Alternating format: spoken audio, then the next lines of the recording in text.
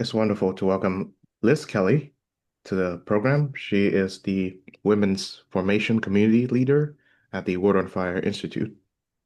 I've had the pleasure and honor of welcoming multiple WOF personnel on this program before. There's Mark Bradford, who handles the uh, and physical disability, intellectual disability, and developmental disability community, and Holly Ordway, who handles the writing community. So Mhm. you're next on the list. So it's a wonderful pleasure. Liz, welcome to the show. How are you? Yes. Hello. Yes. How are you? Very well, thanks. Okay. All right. Glad to hear, and I hope you're having a blessed Advent. Yes, thank you. It's been a very good advent. Glad to hear it. So first, I'd like to ask you about your role as the Women's Formation Community Leader at WOF. Mhm. Um, at the Word on Fire Institute, which is sort of the satellite operation of Word on Fire, Bishop Barron's Word on Fire, we really focus on education, evangelization, and formation for particularly the laity. And so I run the women's formation community. And we have that kind of on a 3-year cycle where the first year we really focused on virtue. The second year we really focused on strengthening our prayer. And now in this new year, we're going to be entering into a season looking at the healing miracles of Christ and sort of appropriating those passages for ourselves, for our loved ones. So we're doing virtue, prayer, healing. And then additionally, I have a number of different folks who come on to talk either about their work, writing. For example, Roxanne Solanin recently wrote "What Would Monica Do?" and it addresses the problem of children leaving their faith and offers sort of examples and encouragement for parents. So she came on, and so any number of different topics that might be related to women in their strengthening their spiritual life, we invite that conversation. That's wonderful to hear. All right. Tell me about a little bit about your journey as a Catholic. Mm. I was raised in a very faithful home. Went to a Catholic high school. Always took my faith very seriously. When I was in college, I um, drifted a bit into more like Bible churches. Um, I had some roommates who were went to Bible churches, and I really was attracted to it because it felt like study. We'd go in to church on Sunday and we'd crack open the Bible and we'd work very methodically through the different books. And I always loved study. But, I came to realize, of course, that the Mass does something very different than Bible study does. And it's supposed to do something very different. And I really missed the sacraments. So I really came back fully into the church in my later 20s and really started reading a lot of the early church fathers, and just sort of strengthening my own intellectual formation in the faith. Um, and in the meantime, I had done a master's in writing, and I always thought that I would write fiction. In fact, my first publications were fiction. But it wasn't too long before an editor at a Catholic publishing house saw some things that I had written about prayer and asked if I might want to write a book for them, Loyola, which I did. And I discovered I had a real facility to write about my faith. And soon I was being given invitations to come and lead retreats and speak for women's conferences and things like that. And so I got more formal training, not only academically, I did a master's in Catholic studies, and then I taught for about 14 years in the Catholic studies program at the University of St. Thomas here in Minnesota, and I ran their academic journal. So I was getting a lot of intellectual formation, and then I did do a certification in spiritual direction. And so now I focus primarily on speaking and leading retreats and writing books. I have a new book coming out this spring I've written over a dozen now. And so it was a very gradual kind of organic walk into the work that I do now. Yes, I understand. Um, how would you persuade or convince, say, someone who attends a Bible church? And by that, I'm supposing you mean something in the evangelical sort of Hmm. umbrella, that Hmm. Hmm. there's something to the Catholic faith. Yeah, well, in fact, when I, formally kind of re-entered my Catholic faith, I ended up embracing it in whole. I ended up writing a book called 50 Reasons I Love Being Catholic. And it was really directed at people uh, either on the outskirts of the faith or people looking in from farther out, people who were in an evangelical church. Because I did have friends in evangelical churches asking, what is it about the church, the Catholic Church, that is drawing you back? So it was a great opportunity to express in writing exactly why I made that transition. And the book is made up of 50 short chapters on anything from the Eucharist to some of my favorite saints to some of my favorite devotions. Mary is certainly present in that book. I had to really come to understand Mary's role in the church in a new way. I hadn't been really well formed in Mariology, and so I had to do a bit of study around that.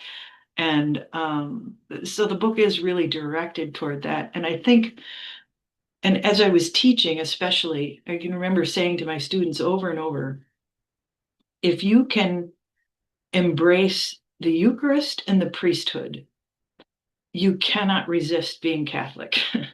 If you come to really embrace those two fundamental realities of the church, and they're mysteries, and we don't entirely understand how a man can serve in persona Christi. You have to be willing to live with and embrace that mystery. But if you can fall in love with those two things, if you can embrace those two realities, then the church is irresistible because it's only within the church that those two realities are married and brought forward in the way that they are. And I think once you kind of dip your toe in that, it's just impossible to resist this notion of body and blood, soul and divinity, and that being made possible, us being able to embrace that reality, to approach Jesus in the Blessed Sacrament, made possible through the words and the consecration of the priest and the order of the priesthood, is just such a stunning gift. It's such a generous gift. Again, I say those are the two areas where you really want to focus on that because it's just irresistible. Once you've had an experience of Jesus in the Blessed Sacrament, whether in prayer, whether in receiving the Blessed Sacrament, whatever it might be, it's really hard to go back. Yes, I could say the same. I'm also a convert um, Mm, to the Christian faith for 3 years now, and I've mm, I've had a chance to to enter into the uh, ritual mhm, of the Eucharist, like mhm, mhm. very So you usually. know. Mhm, It's a blessing every time. mhm. So before we move on, I noticed that on your bookshelf you have a book by Joseph Pieper, Oh Faith, Hope, yes. and Love, and I noticed that, and I mentioned it because I happen to have the same copy, and Yeah, it's given to right. me by my spiritual director. Yeah, he's a favorite. Joseph Pieper. Everything he's done is just delicious. Yes, Hmm. he's marvelous. Hmm. Hmm. And I'm glad you mentioned the priesthood because I briefly had a sort of discussion with someone of the Anglican slash Episcopal tradition who Sure. also had their holy orders as well as their version of the Holy Eucharist. And from my discussion, I gathered that one of the obstacles that's preventing them from entering into the Catholic faith is that um, the Catholic priesthood is male only, and as we know, Yeah. the Anglican Episcopalian priesthood has women in it. Hmm. The current Hmm. Archbishop of Canterbury, as of this recording, is a woman. So I guess I can ask you to, I guess, speak about the all-male priesthood. But what I would Sure. like to ask more is, what are some of the ways that the role of women in the Catholic Church have been misunderstood? Hmm. One of the courses that I taught for, a decade was called Woman and Man, Philosophical Issues. And in that class, we asked exactly these questions. If the priesthood is reserved for women or for men, is there a similar role that's reserved for women within the church? And, I think we can answer that affirmatively in saying that, priests can't be nuns. Fathers can't be mothers, mothers can't be fathers. There are delineated roles just within the human person, within the human body. And these also bear a spiritual kind of fruit as well. The differences between men and women are always ordered toward bringing about more life. Bringing about more life. We can't have life without the differences between men and women, just physiologically, thinking about children. So I find that can be sometimes a really helpful way to enter into that conversation. And I think a couple of my favorite quotes really come from St. Edith Stein. And she would talk about how the world doesn't need what women do, the world needs what women are. The world needs who women are in their being. In another place, she says something similar to this. JP2 has said it, others have quoted it as well, that when a woman enters an environment, she humanizes it. When a woman enters an environment, she humanizes it. That is, there's something about the way that women are ordered and put together where one of their strengths is to create environments where the human person can flourish spiritually, physically, emotionally, so on and so forth. And this is a great gift, certainly one that the church needs. We don't want to become a church that is only about rules and regulations. We want the rules and the regulations and the commandments ordered in such a way that the human person flourishes. And so there has to be kind of a marriage of these two things. It's kind of like the prodigal son and the prodigal son's older brother. The older brother followed all the rules, but his heart was hard. And so we need more than just order in the church. There has to be ordered. The church needs to be ordered towards seeing the human person flourishing in every age and stage of life. And I think that it's right. John Paul II, he used this expression, the genius of women, and that gets thrown around quite a bit. But I think what he was pointing to in that particular document, Mulieris Dignitatem, and just sort of his writing around this, was that the human person has been entrusted to women in a very particular way. And I think that's true. I think that's right. Something in that statement resonates as being very true. We can look at that. We can look at the physiological, the biological, the way that a child is literally grown within a woman, the way that her body is ordered towards seeing that child flourish and grow and become who and full and what it's supposed to be. That's true, I think, on a spiritual level as well. And I think that's a gift that the church really needs when, especially, we live in such a terrible era of dehumanization, either through technology or I think about surrogacy. I was just reading a story about how this was in the New York Times and the Washington Post, I think both posted it, that men in China are buying women, impregnating them, and then having them bear their children in the US so that they can have US citizenship, or just, bizarre uses of the human person, bizarre. distortions of the dignity of the human person, everything from cloning and euthanasia and genetically modified babies and all of that. So the world very much needs uh, woman to be who she is, woman to be to walk through the world, embracing her entrustment of the human person in full. We've never needed it more. Mhm. Yes. So I'm currently part of the certificate program that WOFI uh, I guess Yeah. is starting on the was it Evangelical Ethos of Bishop Barron, Yes. and part of it requires me to watch some of the live streams, which you did with Dr. Joshua Biding Oh, or yes. Mhm. Bidding.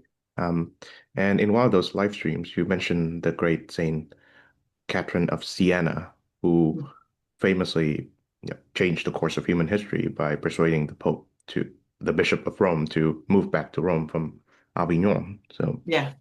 I believe when John Paul II spoke about the genius of women, well, he had her as well as many others in mind. Mhm. So tell us more about this phrase. How should we understand it? This trait, is that what you said? Phrase, the genius of women. That's Oh, all. the genius of women. Yeah, yeah, yeah. Well, I think it can manifest many different ways, and and it has to be understood. I think it's important to say in the correlative. That is, if there's a genius of women, there's a genius of man, you know, and that these two things aren't meant to be separated and vaulted on their own, but rather celebrated and joined together in order to bring about human flourishing for both men and for women. So that's the first thing I would say. I think it's a little bit dangerous we just need to be aware of not sort of exalting the genius of women as though there were no genius of man. I think that there is, and I think that many people have written about that in very convincing ways. Um, uh, Again, I think it has to do with this entrustment of the human person. But I also think it's really important that we understand the difference between power and authority when we discuss the genius of women, the genius of man. I think one of the common complaints for people outside the church is that women have no authority. And you need only point to Catherine of Siena as an example to say, well, in fact, I think she had a great deal of influence. And if power is given to, for example, a priest in the church through his ordination, that is power that comes direct from God, and not every man has it. My brother is the rector at a junior seminary here. The majority of the men who come, who want to become priests, discern out. So there are a great number of men who don't actually become priests or are not authorized to become priests. So we want to keep that in mind too, that the priesthood is not something discerned in isolation. I don't show up at the seminary and say, I'm going to be a priest, make me a priest. Rather, the young man shows up at the seminary and says, I want to discern this. Will you help me discern this? Then he goes through 8 years of formation of all kinds of different human education, his intellect, spiritual, before that is determined. So, in the same way, I would say, I think, there are certainly women who show up at religious orders, want to become nuns. They also discern out. I think there is a certain kind of authority that a woman religious who has made vows has. Many of her vows are involve obedience, poverty, chastity, and that kind of singleness of purpose gives her an extraordinary opportunity to have authority within the church. I say this all the time to my students about Mother Teresa. Even deceased, she's no longer with us. I think Mother Teresa has some of the most influence of any woman that ever walked the planet. She didn't own anything. She didn't have any power in the church. She didn't have any power in the world. She had no money. The influence that she had, the authority that was given to her, was the result of her chastity, poverty, obedience, and extraordinary service. So I think it helps when talking about feminine genius to think more about authority in terms of the authority that God gives every Christian to speak in his name, to be priest, prophet, and king, and sort of pull away as much as we possibly can from this notion of having power. Um, Authority given by God is the most important and powerful authority that there can be. It's not given by man. And by man, I say mankind, humankind. It's not created by humankind. Rather, authority given by God is a gift. It's a gift to be wielded and stewarded. Um, so I hope that helps a little bit just in terms of sort of framing the overarching themes. Certainly, yes. Um, so how should Catholics, as well as non-Catholic Christians, consider the role of Mary in the life of the church? Hmm. I was on retreat, a writer's retreat, and we were given this assignment that we were to imagine this door on the top of a mountain or something like that, um, and the journey to get to that door, behind that door was going to be some great gift from God, and to get to that door was going to take 3 days to get there. And our assignment was to describe that journey to get to this door on top of this mountain. And immediately in my imagination, I imagined Jesus and the Blessed Mother were with me, and we were talking about this 3 day journey and what it was going to take to get up this mountain. And Jesus kind of says, "Okay, let's go." And he starts up the mountain, and he's just flying so fast, and I'm trying to keep up with him. And I look at the Blessed Mother like, "Where's he going so fast? Where are we going? What's happening?" And she said, just in my imagination, she said, "Keep your eyes on him, follow him where he leads, and I will be right behind you every step of the way." And something about that little imaginative exercise really helped me to sort of place Mary within my daily life. That is, she's always directing us toward her son. She's always directing us to follow the Lord, to go where he leads. And that her role in that is one of support, intercession. She's going to be there, cheering for us, praying for us, helping us. Um, and I say this too, when I have a really serious problem, for example, I have multiple sclerosis. I've lived with it for a long time. And when it first started manifesting, it was very frightening. And the first call I made was to my mom because she knows me. She's very prayerful. I wanted her to be praying for me. I wanted to discuss this really challenging issue with her. I trusted her. I know she knows me inside and out, and she desires my greatest good. You could say all of that about the Blessed Mother, but to the, nth degree. She wants our good. She's praying for us. She wants to receive our problems. She's happy when we call and say, "I'm really scared about X," or "Can you help me pray about Y?" It's the exact same kind of thing. She knows us well. She desires our good. She longs for us to be close to her son, who is the answer to every anxiety, every problem. And she does this, like my mom is a prayer warrior, very holy woman, but Mary is like 1,000 times holier and purer and can pray even more holy than my own mom. My mom, who's 92. is at a place now where she says, when Dad and I pray, they make 2 holy hours every day. And she said, when we pray, we just give our prayers to the Blessed Mother and we tell her, you use them wherever you want, because they just trust her so much to use their prayers to the greatest possible good. So I think of Mary in that capacity. Um, and of course, there's a lot more to her. And we're really fortunate because the church has such good literature on Mariology that's very helpful, very approachable, comes at it from a lot of different angles. If people have questions about Mary, there is no shortage of really approachable material to address those questions. Of course, yes. And one of the great practices of, I guess, Marian devotion is the Rosary, which I've been blessed to have practiced on a daily basis. Mhm. Um, Mhm. I I love the joyful mysteries the most because they involve Mary Mhm. the most.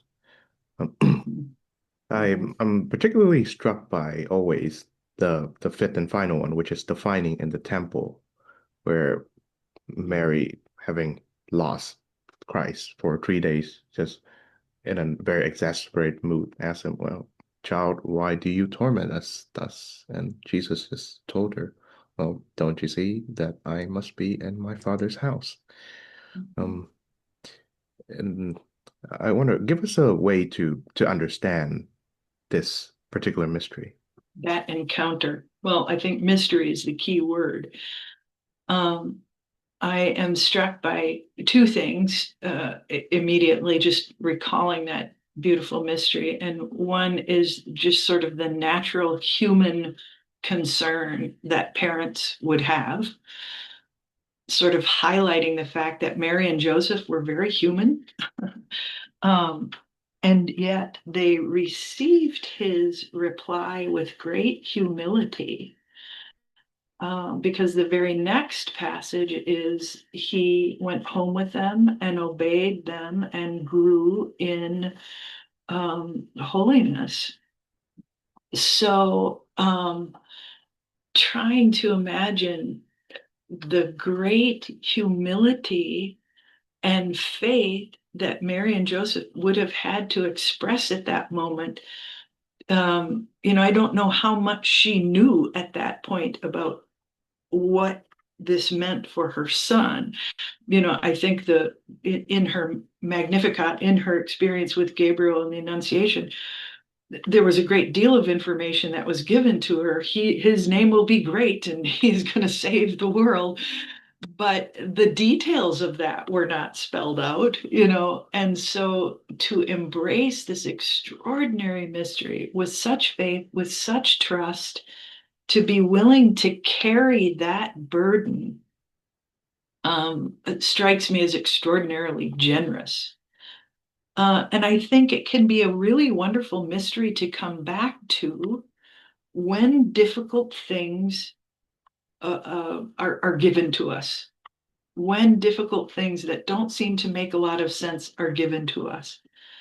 That just like Jesus, we can run to our Father's house. We can run to the Father with these difficult things and offer them to him and trust that he is in them, because life is hard and it's filled with mysterious challenges that don't seem to make any sense. And like Mary, I think we want to receive those mysteries and challenges with great humility and trust. And that's not easy, but she certainly shows us how to do that. And I think it also legitimizes um, natural questions. We can go to the Lord and say, "What in the world? Why are you doing this? What's going on?" It's perfectly okay to ask the Lord questions like that. Um, it's not necessarily a lack of faith to have questions like that. So there's so much going on in that little exchange. It's it's hard to be pithy about it, but those are a few things that occur to me. It's wonderful. Um, so how can faithful Catholic men contribute to the formation of women in the church? Mm. By attending to their own formation. you know, and taking it seriously. I think one of the sorrows that kind of comes up a great deal when women come in for a direction, spiritual direction, is they wish their husbands would be a little bit more attentive to their faith. Um, and so I think that um, that's a very common thing. I think we are in a fresh advent of really seeing a resurgence of men taking back their authority, their taking back responsibility for this faith, their faith. I saw this a lot when I was in Australia. I was in Australia last year, and I was so struck by the number of men and young men at daily mass in line for confession. There's a huge resurgence of the rosary there, and they meet, I think it's at least monthly outside the cathedral in Sydney to pray the rosary, rain, sleet, snow, or shine, on their knees. Tremendous, just a tremendous witness. So, if the thing a man can do most to help women is to become who he is supposed to be. That's really the best thing all of us can do is to become who we are meant to be in Christ. That helps the entire body of Christ. If I'm operating out of the charisms that God has given me, if I am stewarding the gifts that God has given me and I'm putting them at the service of the church, that's the most effective as a Christian I can possibly be, man, woman, or child. So if a man doesn't know what his charisms are, he doesn't know what his spiritual gifts are, that would be good for him to find out, to steward those things and to put them at the service of the church. Yes, certainly. As an aside, I'm reading the novel Brideshead Revisited after Oh, being sure. been recommended to me by many people over many years, and Mhm. that's one of the things that really struck me was how Lady Marchman is, Mhm. she's one of the main characters, Sebastian's his mom. She remains a faithful and devout woman both to her faith, Catholicism, and to her husband, Lord Marchman, despite the fact that he uh, abandoned her and is Yeah. engaging in an adulterous affair with a woman in Venice. Mhm. So I still don't know whether to be angry for her or to admire her for her faith.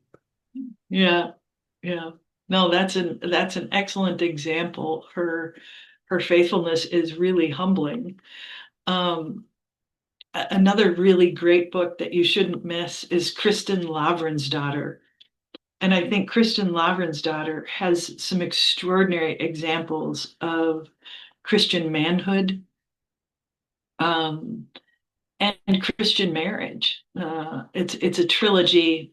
It won the Pulitzer Prize when it came out. It was written by Sigrid Undset, who was a convert also.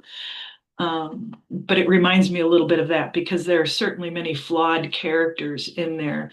I think one of the great brilliant achievements of Brideshead Revisited was, the author's capacity to hold within a dynamic tension, flawed human nature. And I don't know if you've read it all yet, but I don't want to ruin the ending if you haven't read it all yet, and just the operation of grace. And that we all exist in this kind of dynamic tension of being flawed humans with temptations, and yet grace enters in, and the way he captures that tension is very raw and very real and very compelling. Certainly, yes. Just so I'm planning to finish it around the holiday season, so I'm like Okay. of the way in. Um, just so we're still on the literary theme. One of my favorite novels is Brian Rock by Graham Greene, and it's another there's another great female literary figure there, Rose, who I think falls in love with and marries Pinky, who's by all means a thoroughly wicked person. And the ending of that book, really brought tears to my eyes in that Mm. she aches for his soul, Mhm. and she kind of wished that if he was in hell, she would have taken his place if it results in his salvation. Mhm. And I think that's why I was convinced that there's something about the Catholic faith, as well as the Catholic literary tradition, that can depict like the the deepest, the most deeply flawed person, as well as the most deeply grace-filled person, and how Mhm. they interact. Mhm. I think this is a common theme among the saints. You think of Augustine, living the life he lived before he had this confrontation with God's word. He just simply could not ignore the reality of God and left this, kind of chaotic, sinful life and becomes father of the church, one of the great minds of the church. And that journey from sin into conversion and the reception of grace is the human story. There's nothing more interesting. I think of Flannery O'Connor, Graham Greene. You're mentioning some of the biggest heavy hitters. I read all of them. And taught many of them. I taught a course on literature and aesthetics, and we read, all the great novels, Diary of a Country Priest, and all of them. Um, and I think we are really blessed with very skilled artists who became very interested in this question of how does grace operate, and then we're able to express that, expose that. Think of Brothers Karamazov. I mean, yeah, there are just so many great examples. But yeah, we're very blessed in the church to have such fine artists, not only in literature, but of course in the fine arts as well. Something. Yes. So you've mentioned earlier in the conversation how we are plagued with some of the most challenging social issues along the lines of fertility and sexuality, such as surrogation and IVF, and of course, the issue of abortion is still a Mm. looming challenge, Mhm. as well as a deep-seated confusion about gender, at least in Western Yeah. society. Yes. How can our best women of the church help to address these? Mm. I think it's really important to be well educated and well versed in the arguments of the opposition, and to be prepared to enter into conversation and into argument, even just from a philosophical level, before you even bring in the religious, because we know philosophy serves, religion, and Aquinas and many others would argue, before you study religion, you have to have your philosophy in place. So I think that can be very helpful. And there is, and I think of organizations like the National Catholic Bioethics Council, who is a, a collaboration of some of the finest minds addressing exactly these issues from a scientific and a philosophical um, posture. And that can be a really helpful place to start to gather vocabulary to begin to address, and enter into conversation with people on this issue.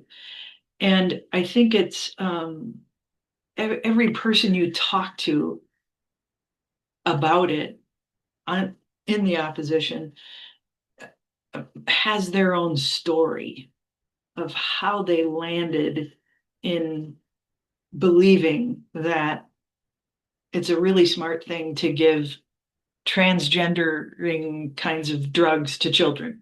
How did you get there? What makes you understand that, or what makes you believe that?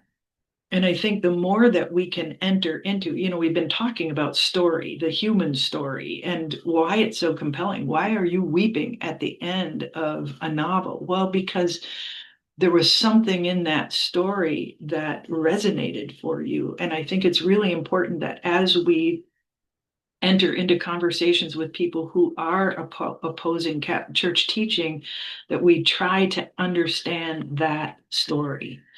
We try to understand, what were the little steps that took you to understanding this? If we can understand that, if we can enter into it at a really human level, and I think women are really good at that. Um, I think it makes it a much more healthy space for argument and conversation and discussion. And, we're wounded. There's a reason we need grace. We're in pain, we have fear, and it's very often from a pain or a wound or a resentment or something like that that people end up in the opposite camp. You know, this terrible book that came out on abortion as being a superhero or something, or a super strength. It's been circulating on the news. I saw they wrote some book for children about how abortion is good. I mean, it's just absolutely satanic. So we have to be really prayed up, really spending a lot of time in prayer, really making really strong, good confessions, receiving the Blessed Sacrament as often as we can, putting on the armor of God. And then we have to be prepared. We have to be well educated in these issues so that we can speak about them compellingly and humanely. Certainly. Okay. So finally, as I'm mindful of our time together, now you've mentioned Edith Stein or Saint Teresa Benedict of the Cross earlier, and that brings me to the question of, well, of course, martyrdom. I think the list of martyrs within the church are a little bit more populated by men than women, but of course we have our female martyrs. Saint Teresa Benedicta is one example. Saint Cecilia is another. Felicity Perpetua, sure. Yeah. Um, so how do you bring up the topic or the I guess the call, so to speak, for martyrdom within the formation of women in the church? Mm-hmm. I think we have more opportunities for martyrdom, not necessarily in the traditional sense, in the red martyrdom kind of sense, but I think of an example from my own life. I had an employer which was asking me to do work that was directly contradictory to church teaching, and I couldn't do it, and they threatened to fire me. And it was this, it was a little mini martyrdom. It's like, um, it was so clear to me that I could not do this work. And I was supported by my priest at my parish, and he brought in other sources to help support me, and people were praying for me. But it was really frightening. It was really frightening, the thought of losing my income and not being able to make my mortgage payment. And I was on my own at that time. And it was scary. I think one thing I take from that experience is that it's okay to be afraid. It's okay to be afraid. Even Jesus, in his agony in the garden, sweating tears of blood, he had such dread about what was coming. And that if you are afraid, if you do come into situations where your faith is really being tested and it's very clear to you, no, I can't do this, I have to do that. I just remember Jesus in the agony in the garden. Even he asked, let this cup pass. But if it's not going to pass, let me do your will. I'm going to do your will. In his agony, there was absolutely zero question, zero temptation for him not to do the Father's will. And I think we can lean on that strength. I think sometimes we think we have to be just completely fearless and courageous. I mean, I had a lot of anxiety in those weeks and months as that ordeal was unfolding. And, eventually the law was on my side and I was protected, but, it certainly didn't mean that things were easy. And so and I think that more and more we're being asked to step into roles of kind of like these mini martyrdoms facing the culture that way. We need to be prepared to lose jobs, to lose income, to lose friends, to lose popularity. These things have zero meaning in the face of being able to stand before God, but they're formidable forces. Those are real human needs to feel secure, to have money, things like that. So if you're in a position of entering into some kind of martyrdom, whatever it might be, I would really invite you to sit with Jesus in his agony in the garden and let him offer you his strength. It's available. He doesn't, he wouldn't want you to do something sinful no matter what. Um, and I think more than anything, at least in our country, in the United States, the martyrdoms that we're going to be experiencing are going to be more along the lines of people inviting us to sin and us having to say no, versus St. Edith Stein, who was, carted off to be executed. Although, that's more common in other parts of the world than where I live. But we need to link arms, stay as close to the Blessed Sacrament as possible. All our strength lies there. I think that's a beautiful note to end on. Thank you very much, Liz Kelly, for joining the show. You're welcome. Thank you.